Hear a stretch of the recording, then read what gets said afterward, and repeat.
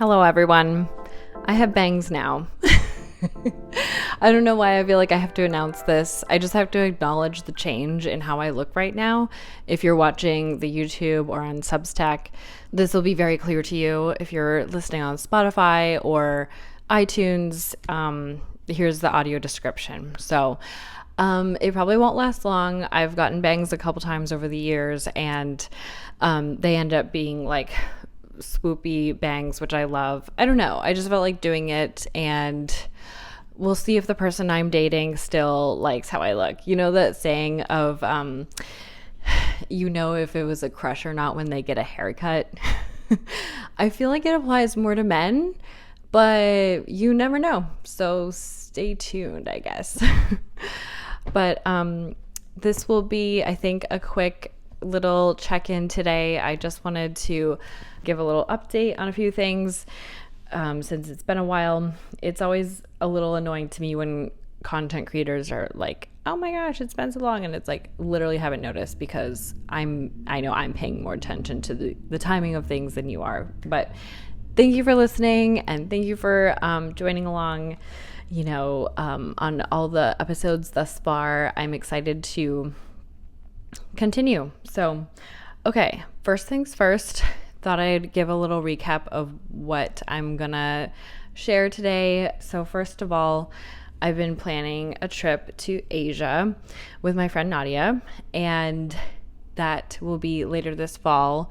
Not that I have any stalkers. I kind of did have a stalker, but anyway, I won't give exact locations or dates until afterwards, but in an abundance of caution, you never know. I can give a little recap on that status of planning. And then I wanted to just briefly discuss the Tracee Ellis Ross show that I watched on Roku. I just searched it up again, and it said it's like one of the top documentary style shows on the platform. And no offense, but like, how many have there been, Okay, it's going to be a little judgy. So sorry if you're a huge fan of hers or if you really liked the show. I was actually excited to discuss this because I'm like, oh, this is so on brand, So yeah, I will share my thoughts on that shortly. And then, just summer things. There's a few things going on, and I'll just briefly give a little recap about that. So since this is primarily a travel show, I thought I would bring you along the timeline of my planning for my trip to Asia this fall, because these things do take some time. So my friend Nadia lives in Korea, and I've wanted to visit her for years. I think she's lived there for, I feel like 6 years collectively. She's gone back and forth, but I've had a place to stay in Korea for about 6 years. Let's just say that. So it was definitely time, and Asia wasn't like top on my list of places to go, but after I went to Europe a couple times, I'm like, yeah, we need to diversify countries that I go to just to expand the horizons. And so it'll be, I think, 17 days.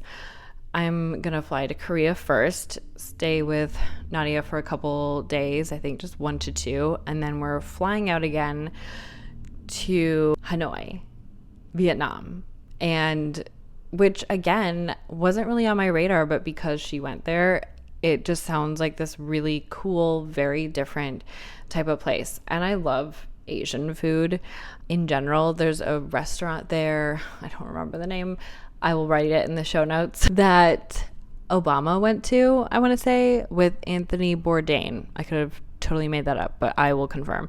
So just places like that I'm like putting on the list. And from Nadia's report of Vietnam, there's like a neighborhood called the French Quarter, I think, and there's like a lot of French architecture, which I love. And so I think we're actually staying in that area. And then I booked us a day trip to Halong Bay through Viator, I want to say. And that'll be, I think it sounds pretty much like a guided tour. And there's a whole itinerary. I can also share that in the notes if you're interested. But I love a good tour, and I had heard about Halong Bay, like highly recommended from a lot of YouTubers and people who have traveled there. And so I thought it would be a perfect thing to do. I just love a tour day as well because it takes the decision making off your plate for a day, and it's just like, yeah, you can kind of relax and be guided along. And the currency conversion is so nice. I think it's like $50 for the day. So it's probably the cheapest tour I've ever been on so far. So, okay, getting back to the timeline of things, I think we decided I would come in October. I think we decided maybe a year in advance, which is the most advanced planning I've ever done too. But with Nadia's school schedule, it's like she has very specific times that she can take off. So then, I was thinking about it. I'm like, oh, I'm going to miss like the Midwest fall, which is so brief and fast. But fall in Asia is also really nice, I've heard too. So win-win all around. So we started planning a year in advance. I bought my ticket in and out of Korea round trip, I want to say January. It's like 10 months in advance.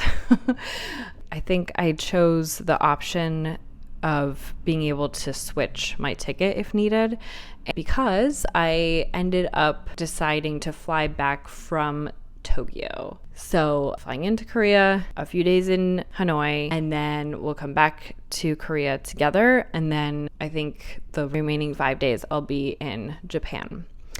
So I got my flight to Osaka, Japan, and I just bought that like a week ago. It was not that expensive at all. I think it was $120. And then I changed my flight to fly out from Tokyo. And then from Osaka to Tokyo, I will take the bullet train. And I think I could buy those tickets like even day of, but I'll probably buy it like a few weeks out just so that it's done and decided.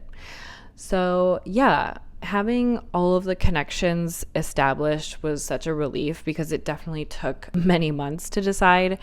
It took us a while to kind of nail down Hanoi because we were considering different countries to go to together.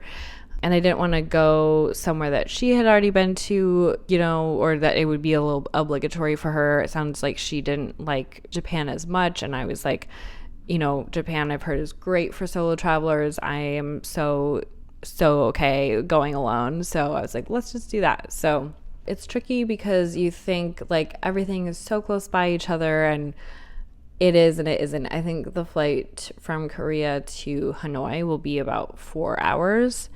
So from like Minnesota to San Francisco, not terrible. And then the flight from Korea to Osaka, I want to say, is like 1 to 2 hours. Not long at all. So, and then the flights to Japan and Korea, I think, are about 14 hours each. They're both direct flights. That is the thing I will splurge on. I will buy the cheapest, like lodging, or not eat out that much. I don't really buy a lot of things on my trips. I will splurge on a direct flight. It is 1,000,000% worth it to me. I think that's kind of it so far on the planning. We've done a lot of scoping out, like kind of pinning different things in our Google map. Okay, I really want to get a tattoo in Hanoi just because like it's a cheap place to get tattoos. And you guys, I don't know what will help me decide. I was telling Nadia, I'm such a perfectionist about this specifically, that I just want to have like a plan for like my whole arm. Like what's it going to be like start to finish, because it doesn't bother me on other people, but like for me, I'm like, I just don't want to have like random designs all over as you build your collection. But that's how it goes. Some people do like a whole sleeve or whatever all at once. And so anyway, I started to make a list of tattoos I know I do want someday. And I know it just takes one and I will have no problem. I think it's just like the first one I think is the hardest. But I think it would be really cute to have like some sort of Asian symbol, not like a character, because those are very 2008, I think. So nothing like that, but I don't know. Yeah, just something little, like the tiniest, the tinier the better. I also don't want it to look like a speck on my arm. You know, you've seen like those tattoos where it's like, oh, is something like, did you like run into a Sharpie? So anyway, that's my issue at this point. Those are like the harder logistical things that I'm dealing with. All that to say, we're in good shape to be heading out. I think there's some last minute things I'll have to do, like getting a SIM card for my phone, getting like transit cards and downloading specific apps for taxis, and making sure that like visa things are good to go. But I know that I can do that closer to the travel dates. So yeah, I'm very excited. It just feels like around the corner now, and I'm really thrilled about that. So, and I'm really excited that I chose to go to Kyoto. So I'm flying from Korea to Osaka, and then from there I think it's a 45-minute train to Kyoto. It's really difficult because like I think there's 4 main places, like Nara, Osaka, Kyoto, and of course Tokyo, that are all amazing places to go to. But just since I'm short-ish on time, I wanted to just have a little Japan sampling, and I can always come back. It's hard when it's so far and it takes a long time to like save up for these things, but I can always return. Okay, the next thing I was going to briefly discuss, because this is a judgy commentary. The show is called Solo Traveling with Tracee Ellis Ross on Roku, and there's 3 episodes. So she starts off in Morocco, which I think was the strongest episode. There was like a handful of different locations, really beautiful scenery, and it was the most interesting. And then they just got worse and worse because the next one was Mexico, and it rained a lot, and somehow that just foiled her plans. And so we just were watching her kind of like in this resort having dine in her hotel. And then in Spain was probably the worst one. And it wasn't her fault, but she got sick. And so it's like all it was really was like her talking to her production team and being like, I'm so sorry, you guys, like I can't record today. I'm just so ill. And then I think the last portion of it was her sitting on her terrace eating like a rice cake and drinking ginger ale. So in like this very beautiful, you know, hotel. But my main takeaways of her, I didn't know too much about her other than she's an actress, and, you know, that's, I guess, it. She's an actress.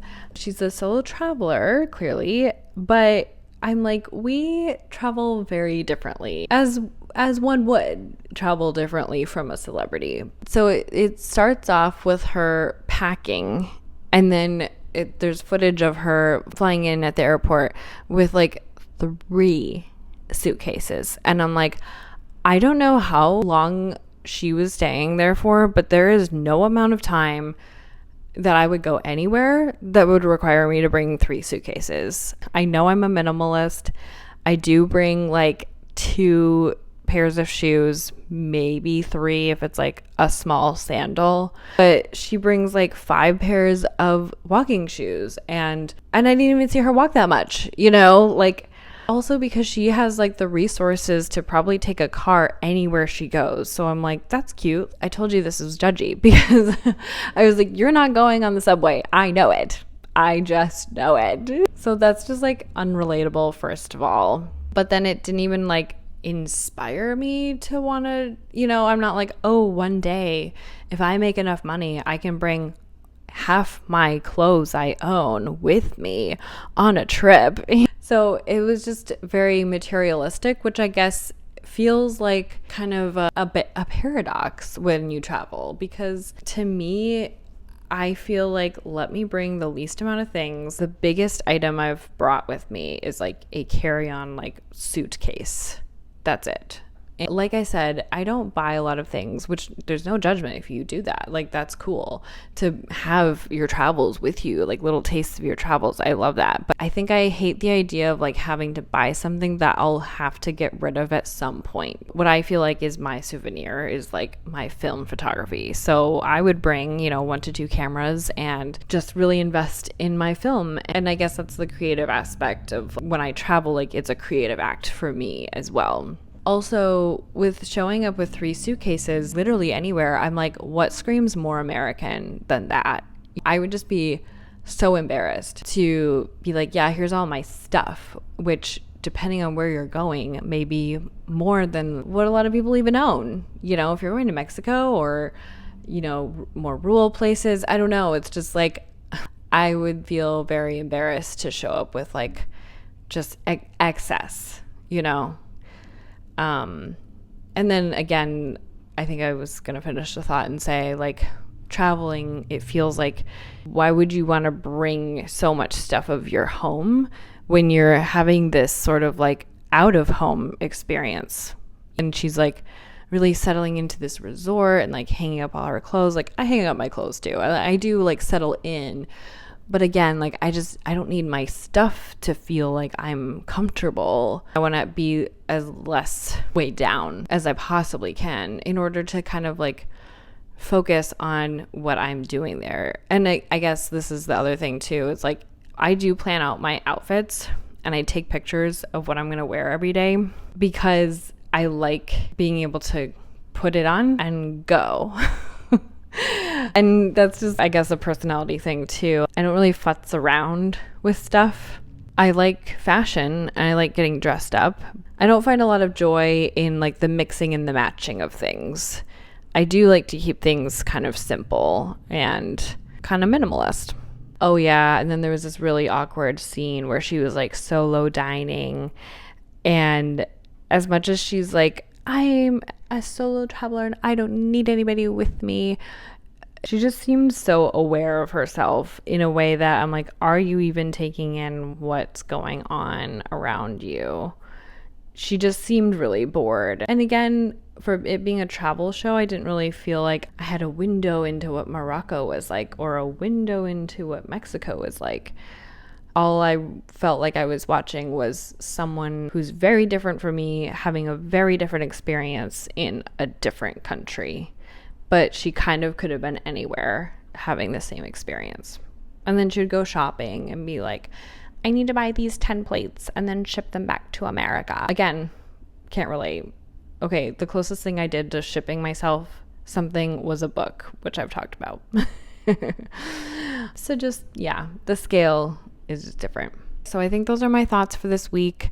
Stay tuned for more guest shows, and I definitely want to check in more. Literally a few weeks ago, I lost my voice completely. I got this summer cold, I don't know, RSV perhaps, and wasn't able to speak. And then that kind of like put a wrench into the schedule and stuff. But also I'm feeling like summer is just a little bit of a trickier time to stay on a routine. But anyway, it's all good. And I'm also moving apartments at the end of the month. I may be switching cities here in the Twin Cities. So I've loved Northeast Minneapolis, and I'm like kind of sad to be leaving, but maybe giving St. Paul a try. I just wanted to kind of like downsize expenses. Honestly, I am looking for a more affordable place so that I can travel more and put more finances towards that goal. So yeah, we'll see how that goes. But thank you for listening. Let me know what you think about the bangs. Should I keep them? And I'll talk to you next time.